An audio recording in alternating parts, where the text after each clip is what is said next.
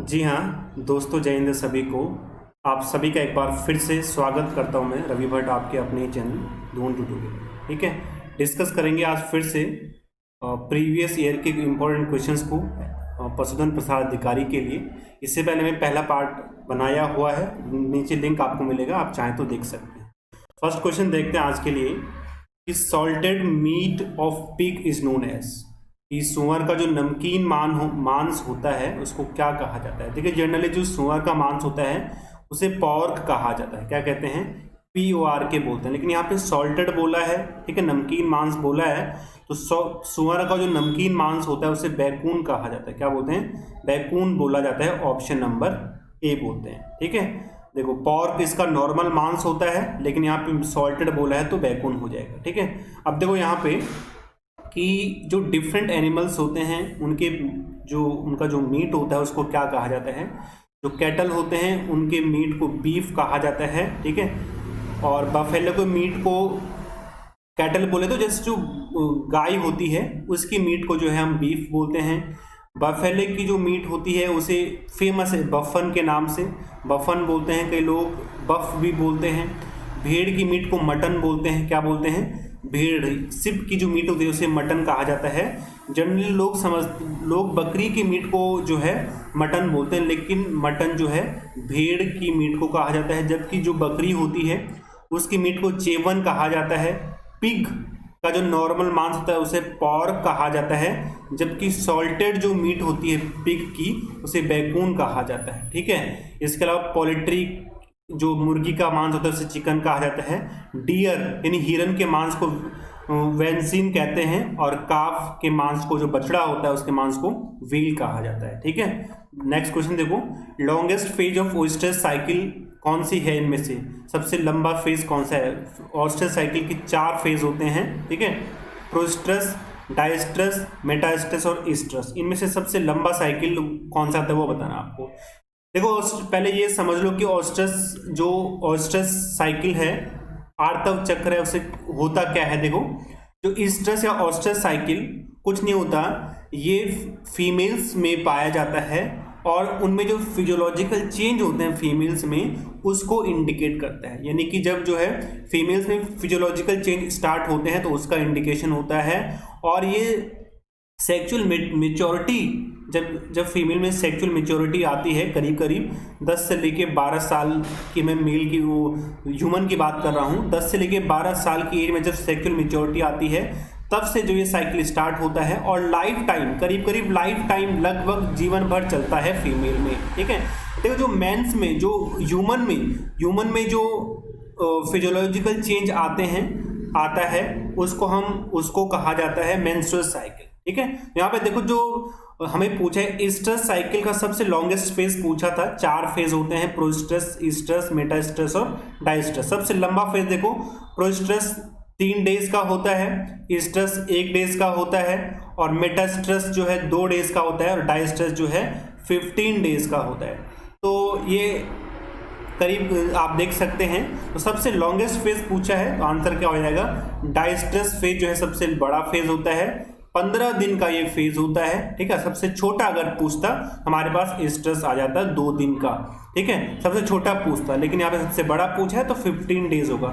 2 छोटा भी पूछ सकता है। देखिए, ये क्वेश्चन LEO में पूछा गया है और NCERT में भी दे रखा है, क्लास 12th के NCERT में। ठीक है, अब देखो जरा, ईस्ट्रस साइकिल मैंने बता दिया आपको, जो फीमेल्स होती हैं, ठीक है, उनमें जो फिजियोलॉजिकल चेंज आते हैं उसका इंडिकेशन होता है ईस्ट्रस साइकिल। अब ह्यूमन में जो साइकिल होता है फिजियोलॉजिकल चेंज का फीमेल में, उसे मेंस्ट्रुअल साइकिल बोलते हैं, आर्तव चक्र हिंदी में बोलते हैं इसे। ठीक है, आर्तव चक्र बोलते हैं। और जो अदर एनिमल्स में, ह्यूमन को छोड़ के अदर एनिमल्स की फीमेल में जो होता है साइकिल उसे एस्ट्रस साइकिल बोलते हैं। डिफरेंस क्या है दोनों में? देखो, जो मेंस्ट्रुअल साइकिल है वो जनरली प्राइमेट एनिमल्स में होता है। प्राइमेट का मतलब होता है जैसे कि मंकी, एप्स, ह्यूमन, ये सब प्राइमेट एनिमल के एग्जाम्पल हैं। जैसे इनकी पहचान ये होती है कि इनका जो ब्रेन है ह्यूमन, एप्स और जो मंकीज होती हैं, इनका ब्रेन ज़्यादा डेवलप होता है। ठीक है, ये काम करने के लिए हाथों का यूज़ करते हैं, चलने के लिए जो है पैरों का यूज़ करते हैं। ठीक है, इनमें हर काम जो है वेल डिफाइंड होता है। जबकि जो ओएस्ट्रस साइकिल है वो नॉन प्राइमेट में होता है। नॉन प्राइमेट का मतलब होता है सच जो अदर, इन तीनों को छोड़ के जो बाकी बच गए, जैसे गाय, भैंस, बकरी, बिल्ली, घोड़ा, सब क्या होता है, इन्हीं में ओएस्ट्रस साइकिल मिलता है। दूसरा डिफरेंस ये है कि जो मेंस्ट्रुअल साइकिल होता है ह्यूमन में, आर्तव चक्र, उसमें जो है ब्लड निकलता है, उसमें ब्लीडिंग होती है फीमेल से। क्या होती है, फीमेल में जो है इसमें ब्लीडिंग होती है और इसमें ओएस्ट्रस साइकिल में ब्लीडिंग नहीं होती है। सबसे मेन डिफरेंस होता है, ये भी आपको ध्यान रखना पड़ेगा। करीब करीब इसका जो ये महीने में करीब करीब एक बार होता है जब फीमेल सेक्सुअल मैच्योरिटी पा लेती है। नेक्स्ट क्वेश्चन, जो टेम्परेचर रिक्वायर्ड फॉर आर्टिफिशियल वेगिना, ये भी क्वेश्चन पूछा गया एलईओ में। जो आर्टिफिशियल वेगिना होती है फीमेल में, उसके लिए जो है कितने टेम्परेचर की रिक्वायरमेंट होती है, यानी आर्टिफिशियल वेगिना को कितने टेम्परेचर पे रखा जाता है, स्टोर करके रखा जाता है। तो जनरली जो है इसे जो है 39 डिग्री सेल्सियस पे, कितना 39 डिग्री सेल्सियस पे इसको हम स्टोर करके रखते हैं। ठीक है, अब डिपेंड करता है एग्जाम में, अगर एक दो ऑप्शन इस पर ऊपर नीचे है एग्जाम में आ रखा तो आप उसको टिक कर लेना। ठीक है, तो 39 हमारा करेक्ट आंसर हो जाएगा। नेक्स्ट क्वेश्चन देखो कि ड्रफ्ट ब्रीड ऑफ कैटल, ये भी पूछा गया क्वेश्चन है एग्जाम में एलईओ में। ठीक है, ये बोल रहे हैं कि कैटल की जो सूखी ब्रीड है वो कौन सी है। देखो ड्रफ्ट का मतलब होता है सूखी, और सूखी का मतलब होता है यानी गाय की वो ब्रीड, यहाँ पे कैटल का मतलब गाय से है, गाय की वो ब्रीड जिसका यूज़ हम हल जोतने के लिए, हल लगाने के लिए, हल जोतने के लिए, या फिर बैलगाड़ी के लिए, जिन बैलगाड़ी के लिए करते हैं। ठीक है, माल ढोने के लिए करते हैं, माल ढोने के लिए करते हैं, उन ब्रीड को हम क्या बोलते हैं, ड्रफ्ट ब्रीड कहा जाता है। कैटल की वो ब्रीड जिनका यूज़ हम हल लगाने के लिए, बैलगाड़ी के लिए, माल ढोने के लिए, ठीक है, उनको हम क्या बोलते हैं, ड्रफ्ट ब्रीड बोलते हैं। और इनमें से देखो जो कैटल की 3 तरह की ब्रीडें होती हैं।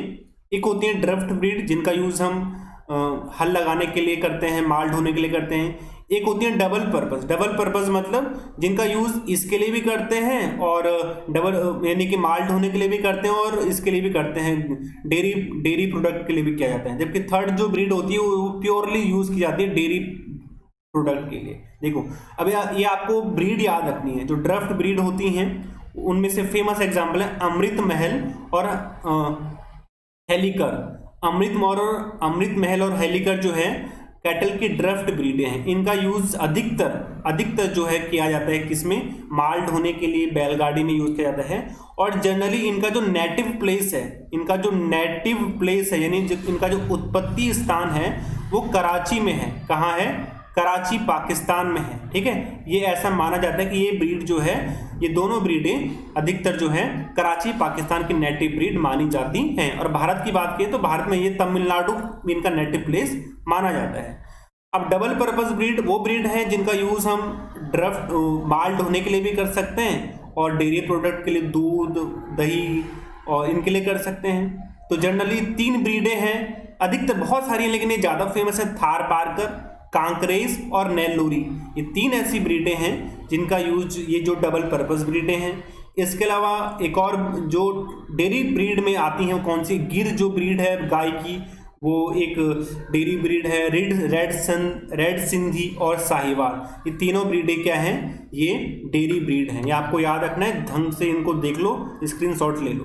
Next question, browsing is common feature of. देखो ब्राउजिंग किसका सामान्य बिहेवियर है, ब्राउजिंग होता क्या वो देखो ब्राउजिंग का मतलब होता है वो एनिमल जो खाने के लिए सॉफ्ट पत्तियों का इस्तेमाल करते हैं, जो हर्बीवोरस होते हैं।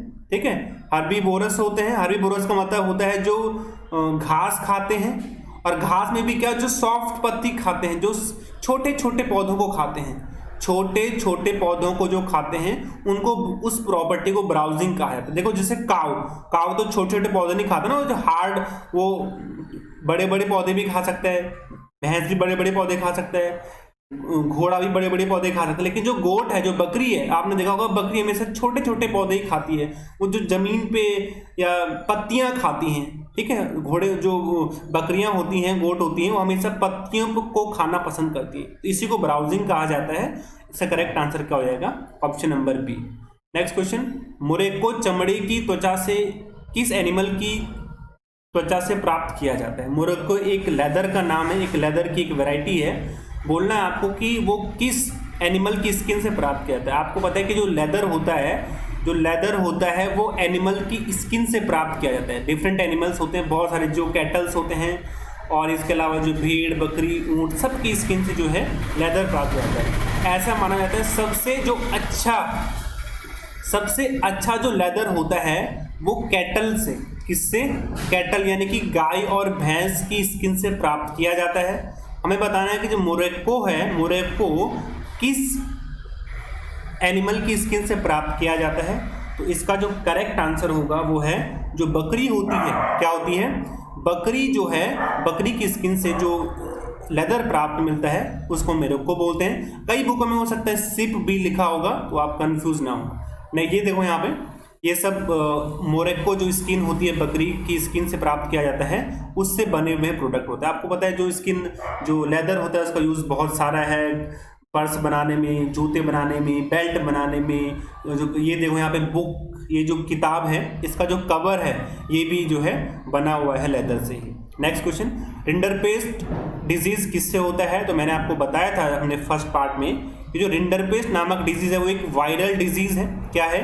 एक वायरस से होने वाली डिजीज है और जनरली ये पैरामिक्सोवायरस, किससे?